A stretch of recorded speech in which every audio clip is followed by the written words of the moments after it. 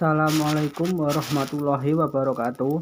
Perkenalkan, nama saya Iwan Budianto dengan nomor NIM 23401167. Di sini saya akan mempresentasikan beberapa materi tentang matkul SPI. Yang pertama, materi ke-7, peradaban Islam pada dinasti Aghlabiyah, Fatimiyah, dan Ayyubiyah. Yang pertama, awal berdirinya dinasti Aghlabiyah. Dinasti Aghlabiyah berdiri di Aljazair dan Sisilia yang pertama kali didirikan di Afrika Utara yang berkuasa lebih dari 100 tahun. Dinasti ini didirikan oleh Ibrahim ibnu al-Aghlab yang diberi otonomi wilayah yang sekarang disebut Tunisia oleh Harun al-Rasyid.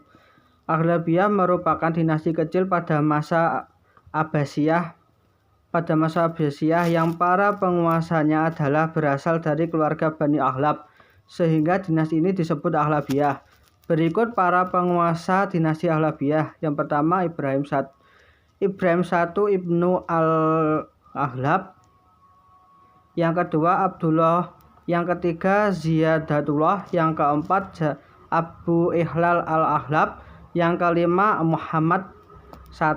Yang keenam, Ahmad. Yang ketujuh, Ziyadatullah II. Perluasan wilayah pada masa Aghlabiyah. Pemerintah Aghlabiyah pertama berhasil memadamkan gejolak yang muncul dari Kariyah Barbar di wilayah mereka. Kemudian di bawah Ziyadatullah I, Aghlabiyah dapat merebut pulau yang terdekat dari Tunisia, yaitu Sisilia, dari tangan Byzantium pada tahun 827 Masehi. Pada akhir abad ke-9, posisi dinasti Aghlabiyah di Ifriqiyah mengalami kemunduran dengan masuknya propaganda Syiah yang dilancarkan oleh Abdullah al-Syiah atas isyarat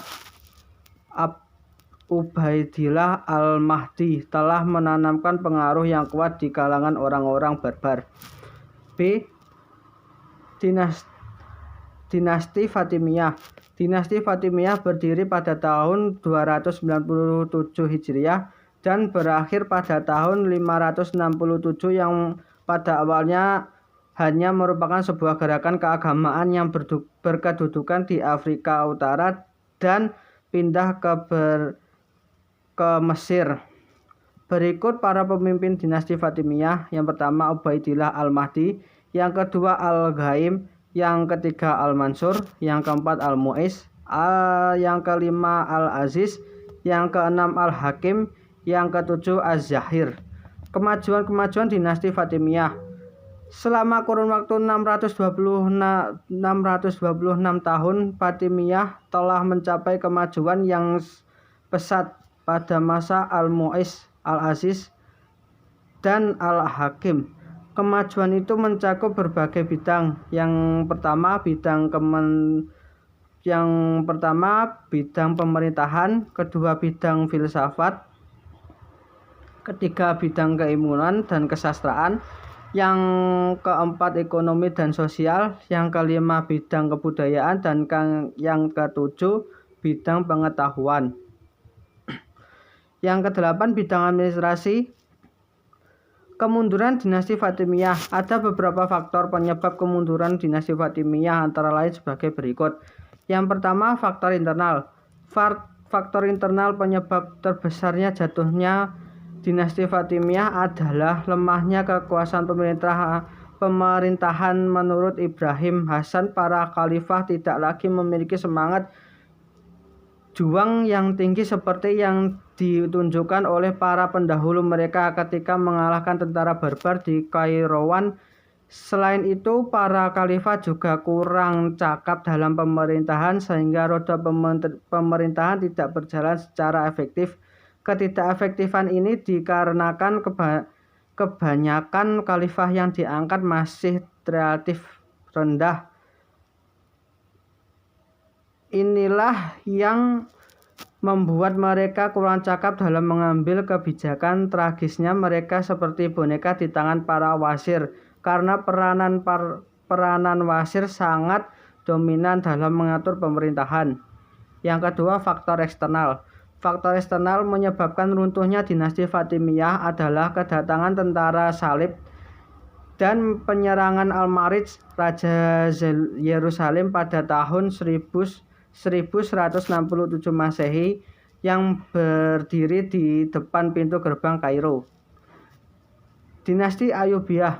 Dinasti Ayyubiyah adalah sebuah dinasti Sunni yang berkuasa di Diyarbakir hingga tahun 1429. Dinasti ini didirikan oleh Salahuddin Al-Ayyub. Ia berasal dari suku Kurdi Hazabani, putra Najwaddin Ayyub. Keberhasilannya dalam perang salib membuat tentara mengakuinya sebagai pengganti dari pamannya Syekh yang telah meninggal setelah menguasai Mesir tahun 1169 Masehi. Kemajuan dinasti Ayyubiyah.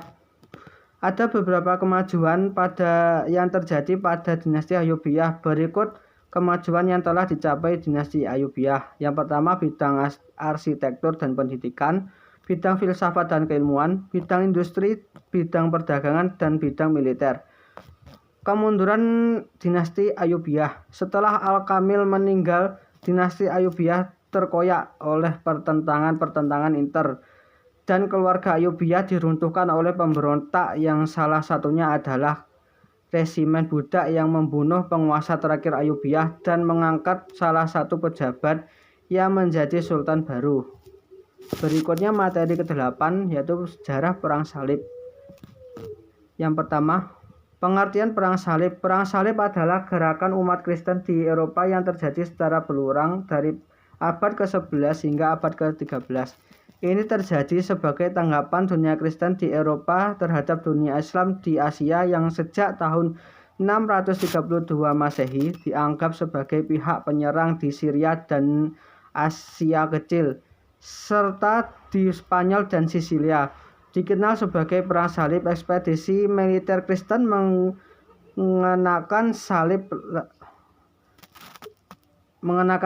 lencana, dan panji-panji sebagai simbol yang menyatukan mereka untuk menunjukkan bahwa mereka berperang dalam perang suci dengan tujuan membebaskan Baitul Maqdis atau Yerusalem dari orang Islam dan membangun gereja dan kerajaan Latin di timur. Perang salib berlangsung melalui beberapa periode yaitu sebagai berikut. Periode pertama disebut periode penaklukan umat Kristiani yang berlangsung di tahun 1096 sampai 1144 Masehi.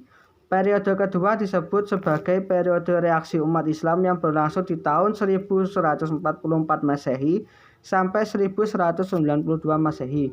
Periode ketiga disebut sebagai periode kehancuran pasukan salib yang berlangsung di tahun 1192 sampai 1291 Masehi.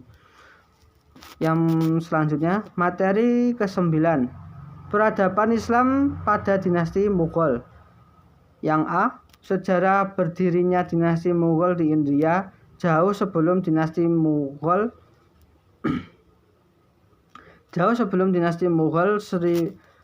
didirikan oleh Zahir al-Din Habbaur. Di India telah berdiri beberapa kerajaan Islam. Penaklukan yang dilakukan bangsa Arab dan telah dimulai pada masa Khalifah Walid dari Bani Umayyah membentuk pemerintahan Muslim di Sind. Berikut tokoh-tokoh pemimpin dinasti Mughal. Yang pertama, Babur. Babur bernama lengkap Zahiruddin Muhammad Babur. Babur merupakan cucu Timur Leng dari pihak ayah dan keturunan Genghis Khan dari pihak ibu. Ayahnya Umar Mirza merupakan seorang penguasa Ferghana. Yang kedua, Humayun. Babur digantikan oleh putra sulungnya Humayun yang bernama lengkap Nasruddin Humayun. Ia adalah seorang raja yang dermawan, ramah, dan suka memaafkan. Yang ketiga, Jalaluddin Akbar. Sepeninggalan Humayun, tahta kerajaan Mughal dijabat oleh putranya Akbar. Ia bergelar Sultan Abdul Fath Jalaluddin Akbar Khan. Masa pemerintahannya dikenal sebagai masa kebangkitan dan kejayaan Mughal sebagai sebuah dinasti Islam yang besar di India. Puncak perkembangan dan kejayaan dinasti Mughal di India. Masa kejayaan Daulah Mughal ini ada di tangan 4 orang sultan. Mereka itu berturut-turut sebagai berikut: Sultan Akbar I, Sultan Jehangir, Sultan Shah Jahan, dan Aurangzeb. Berikut beberapa bidang dalam kemajuan kerajaan Mughal. Yang pertama, bidang politik dan sosial. Yang kedua, bidang pengetahuan dan seni. Dan yang ketiga, bidang ekonomi. Selanjutnya, masa kemunduran dan kehancuran dinasti Mughal di India. Ada beberapa faktor yang menjadi penyebab kehancuran daulah Mughal. Di antaranya adalah sultan-sultan yang diangkat setelah Sultan Aurangzeb adalah orang-orang lemah yang tidak mampu membenahi pemerintahan. Ditambah lagi kemerosotan moral, hidup bermewah-mewah di kalangan elit politik yang mengakibatkan pemborosan dan pengeluaran uang negara. Yang berikutnya, faktor internal, tidak adanya kejelasan lajur suksesi. Yang kedua, lemahnya para pewaris tahta kerajaan. Yang ketiga, kebiasaan hidup mewah dan boros. Yang berikutnya, faktor eksternal.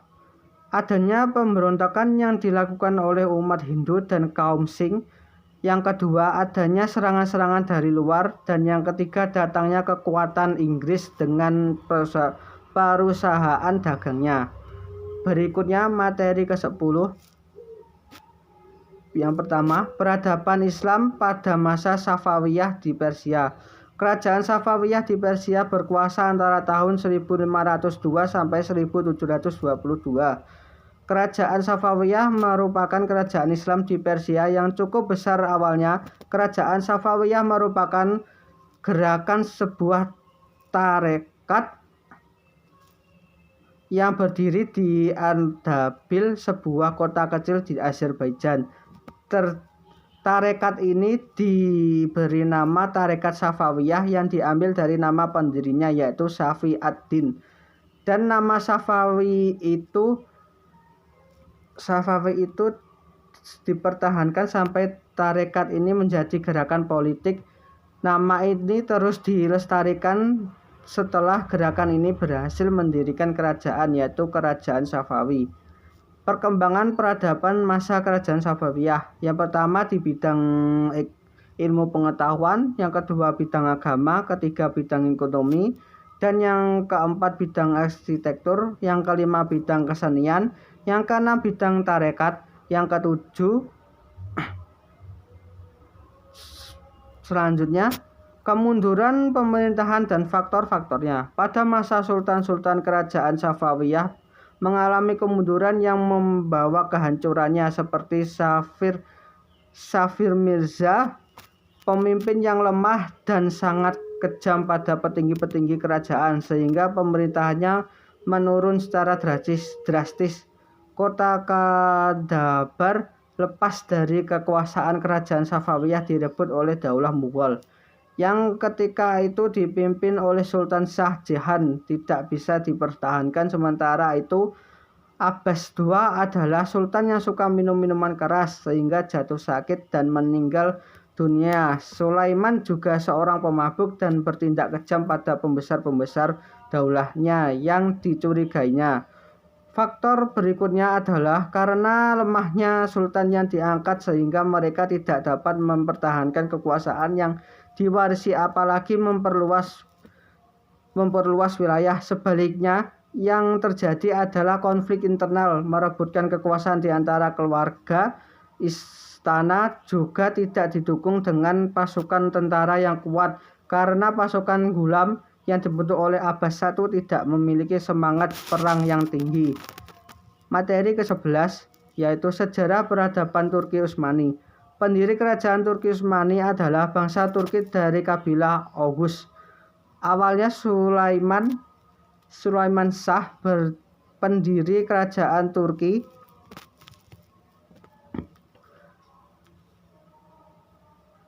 Pendiri kerajaan Turki Utsmani adalah bangsa Turki dari kabilah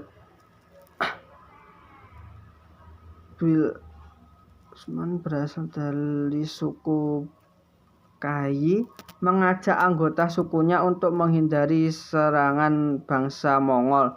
Mereka lari ke arah barat. Bangsa Mongol mulai menaklukkan wilayah Islam yang berada di bawah kekuasaan dinasti Khawarazm Shah tersebut di Transonsania. Sebelum dikalahkan oleh pasukan Mughal, Jalal ad-Din memberi jalan agar Sulaiman pergi ke arah Asia Kecil dan di sanalah mereka menetap. Yang B.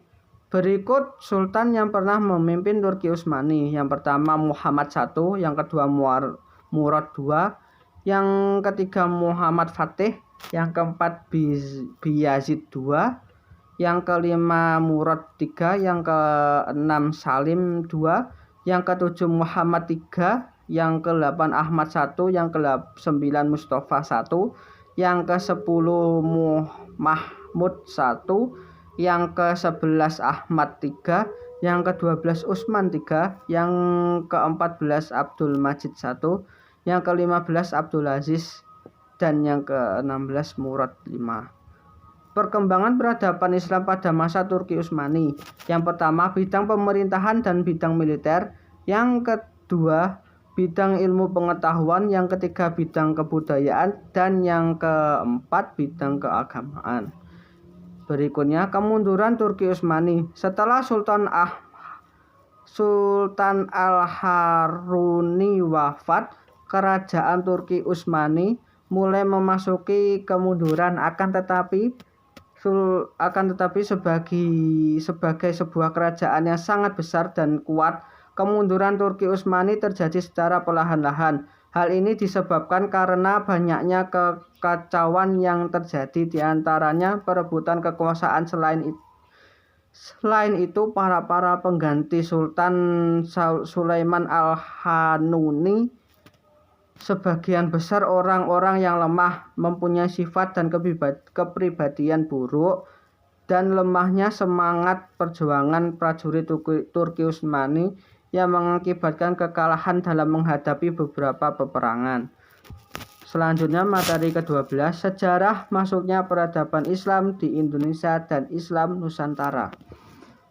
Pertama, masuknya Islam di Nusantara. Pedagang-pedagang Muslim asal Arab, Persia, dan India juga ada yang sampai ke Kepulauan Indonesia untuk berdagang sejak abad ke-7 Masehi.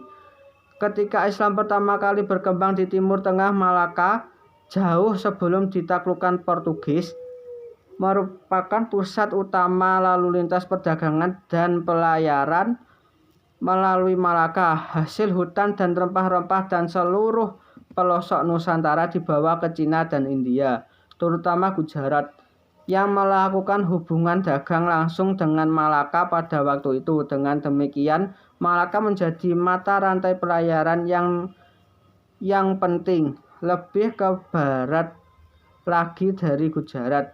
Perjalanan laut melintasi Laut Arab. Yang A. Teori tentang masuknya Islam ke Nusantara. Pertama, teori Mekah mengatakan bahwa proses masuknya Islam ke Indonesia adalah langsung dari Mekah atau Arab. Proses ini berlangsung pada waktu pertama Hijriah atau abad ke-7 Masehi.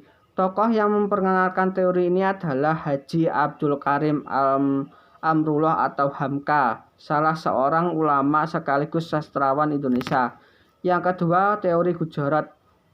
Proses kedatangan Islam ke Indonesia berasal dari Gujarat pada abad ke-7 Masehi dan abad 13 Masehi. Gujarat ini terletak di India bagian barat, berdekatan dengan Laut Arab.